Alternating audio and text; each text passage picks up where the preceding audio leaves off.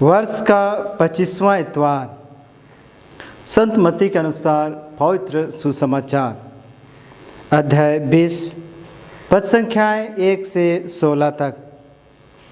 स्वर्ग का राज्य उस भूमिधार के सादृश्य है जो अपनी दकबारी में मजदूरों को लगाने के लिए बहुत सवेरे घर से निकला। उसने मजदूरों के साथ 1 दिनार का रोज़ाना तय किया और उन्हें अपनी दकबारी में भेजा। लगभग पहले पहर वह बाहर निकला और उसने दूसरों को चौक में बेकार खड़ा देखकर कहा, तुम लोग मेरी दकबारी आओ, मैं तुम्हें उचित मजदूरी दे दूंगा। और वे वहाँ गए। लगभग दूसरे और तीसरे पहर भी उसने बाहर निकलकर ऐसा ही किया। वह 1 घंटा दिन रहे, फिर बाहर निकला और वहाँ दूसरों को खड़ा देखकर उनसे बोला, तुम लोग यहाँ दिन भर क्यों बेकार खड़े हो? उन्होंने उत्तर दिया, इसलिए कि किसी ने हमें मजदूरी में नहीं लगाया। उसने उनसे कहा, तुम लोग भी मेरी दकबारी आओ। संध्या होने पर दकबारी के मालिक ने अपने खरींदा से कहा, मजदूरों को बुलाओ, बाद में आने वालों से लेकर पहले आने वालों तक मजदूरी को मजदूरी दे दो। जब वे मजदूर आए तो 1 घंटा दिन रहे, काम पर लगाए गए थे तो उन्हें 1 दिनार मिला। जब पहले मजदूर आए तो वे समझ रहे थे कि हमें अधिक मिलेगा, लेकिन उन्हें भी 1 दिनार ही मिला। उसे पाकर वे यह कहते हुए भूमिधार के विरुद्ध भुनभुनाते थे, इन पिछले मजदूरों ने केवल घंटे भर काम किया, तब भी आपने इन्हें हमारे बराबर बना दिया, जो दिन भर कठोर परिश्रम करते और धूप सहते रहे। उसने उनमें से एक को यह कहते हुए उत्तर दिया, भाई, मैं तुम्हारे साथ अन्याय नहीं कर रहा हूँ। क्या तुमने मेरे साथ 1 दिनार नहीं तय किया था? अपनी मजदूरी ले लो और जाओ। मैं इस पिछले मजदूर को भी तुम्हारे जितना देना चाहता हूँ। क्या मैं अपनी इच्छा के अनुसार अपनी संपत्ति का उपयोग नहीं कर सकता?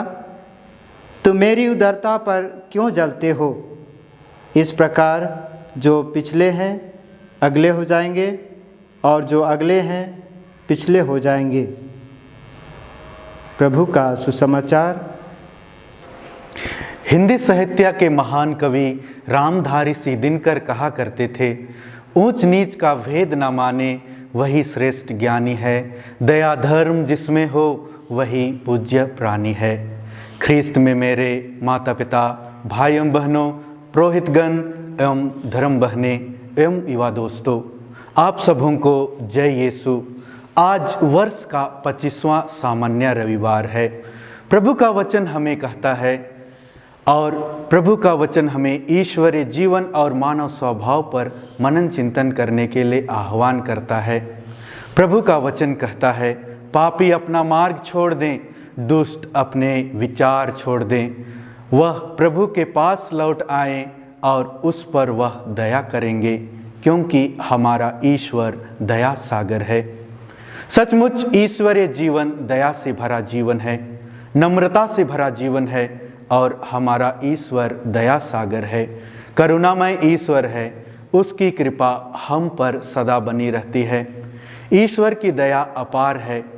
हम अपने पापों के कारण मर गए थे, किंतु उसने हमें इतना प्यार किया कि उसने हमें मसीह के साथ जीवन प्रदान किया है। हाँ मेरे माता पिता, भाइयों बहनों, ईश्वर की दया आपके और मेरे जीवन में विभिन्न रूपों में प्राप्त हुई है। यह जीवन दान के रूप में, माता पिता के रूप में, अधिकारियों के रूप में, बाल बच्चों के रूप में, चल अचल संपत्ति के रूप में, अच्छे मौसम के रूप में हमने उसकी दया को अनुभव किया है। हमने इन सभी को प्रत्यक्ष अप्रत्यक्ष रूप से उन्हें अनुभव किया है। हाँ मेरे माता पिता, भाइयों बहनों, ईश्वर की दया आपके और मेरे जीवन में विभिन्न रूपों में प्राप्त हुई है। यह जीवन दान के रूप में, माता पिता के रूप में, अधिकारियों के रूप में, बाल बच्चों के रूप में, चल अचल संपत्ति के रूप में, अच्छे मौसम के रूप में हमने ईश्वर की दया को अनुभव किया है। हमें इन सभी प्रत्यक्ष और अप्रत्यक्ष ईश्वरीय दया एवं कृपा के लिए दयालु पिता परमेश्वर को धन्यवाद दें। आज का प्रभु वचन यही आह्वान के साथ शुरू होता है कि हम अपने पापमय जीवन और बुरे स्वभाव को त्यजकर उस दयावान ईश्वर की ओर लौट आए, क्योंकि वह दया सागर है। वह देर से क्रोध करता है और हमें ईश्वरीय जीवन में भागी होने के लिए न्योता देता है। हम सभी मानव एक ही मकसद के लिए बुलाए जाते हैं कि हम अपने विधाता को आदर दें, सम्मान दें, उसकी स्तुति और आराधना करें, उसको महिमा दें। पर हमारी लालसाएं, हमारी इच्छाएं उस क्षणिक सुख के पीछे भागती है कि हम सब जीवन के लक्ष्यों को भूल जाते हैं। ये सारी लालसाएं, इच्छाएं हमारे मानवीय स्वभाव को दर्शाती हैं। इसके कारण हमारे विचार बदल जाते हैं, हमारे जज्बात बदल जाते हैं, हमारा वक्त बदल जाता है। हम भूल जाते हैं कि ईश्वर ने मनुष्यों को अपने प्रतिरूप में बनाया, उसने उसे ईश्वर का प्रतिरूप बनाया, उसने नर और नारी के रूप में बनाया। आज हम अपने बुरे स्वभाव एवं पापमय आचरण के कारण कुरूप हो गए हैं। हमारा स्वभाव और विचार भी कुरूप हो गया है, विकृत हो गया है। ऐसी स्थिति में प्रभु हमसे कहते हैं, तुम लोगों के विचार मेरे विचार नहीं हैं और मेरे मार्ग तुम लोगों के मार्ग नहीं हैं। जिस तरह आकाश पृथ्वी से ऊंचा है, उसी तरह मेरे मार्ग तुम्हारे मार्ग से और मेरे विचार तुम्हारे विचारों से ऊंचे हैं। इसलिए हमें चाहिए कि हम अपने विचार, मार्ग और स्वभाव को बदलने का प्रयास करें। जो उनके विचारों एवं मार्गों पर चलने का प्रयत्न करते हैं, ईश्वर उनको भरपूर सहारा देते और अपने सामर्थ्य से शक्ति प्रदान करते हैं। ईश्वर दीन दुखियों से दूर नहीं हैं, वे उनकी सुनते एवं सुधि लेते हैं। ईश्वर घमंडियों को नीचा दिखाता और दीनहीन की रक्षा करता और निर्दोष का उद्धार करता है। ईश्वरीय स्वभाव अपनाने के दो रास्ते हैं, पहला पश्चाताप और दूसरा ईश्वर की सेवा। और ये दोनों एक सिक्के के दो पहलू हैं। जब तक मनुष्य पश्चाताप की भावना लिए ईश्वर के पास नहीं आता, वह ईश्वरीय स्वभाव को धारण नहीं कर सकता।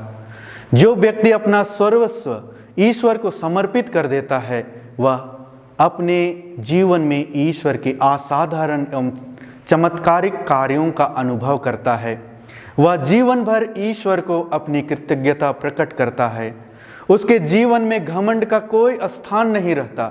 वह सभी को एक समान देखता है, क्योंकि सभी ईश्वर की प्रजा हैं।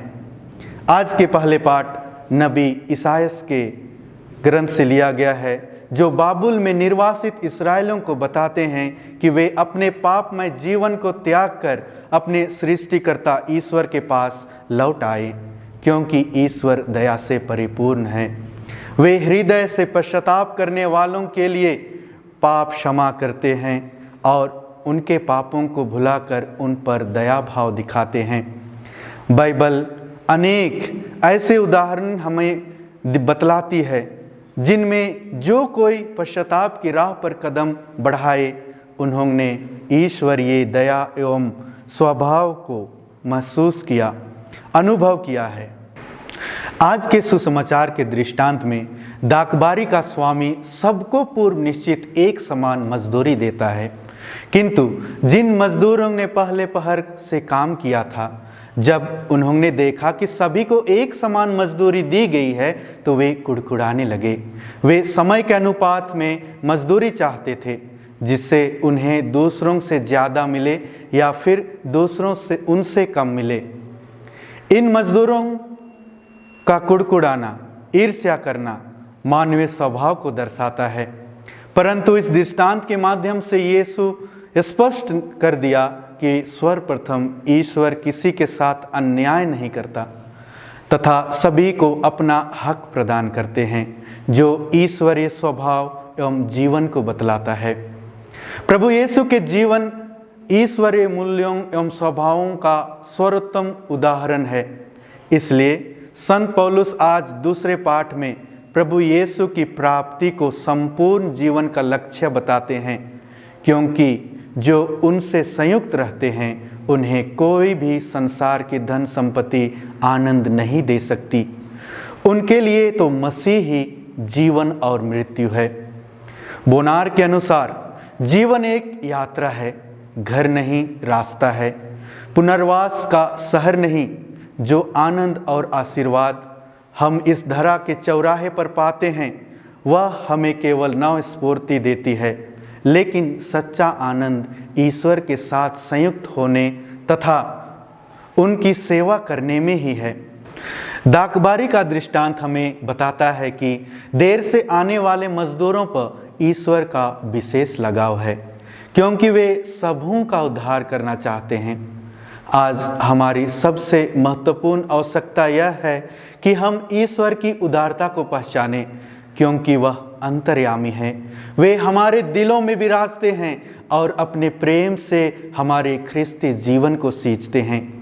आइए आज हम ईश्वरीय स्वभाव को धारण करें, पापमय जीवन को त्याज कर पुण्य को अपनाएं, ईर्ष्या और क्रोध को करुणा में बदलें, हताशा और निराशा को आशा में बदलें तथा ईश्वर की सेवा करते हुए अपने आचरण को मसीह के सुसमाचार के योग्य बनाएं। इन सभी वरदानों एवं कृपाओं के लिए ईश्वर से वर मांगे।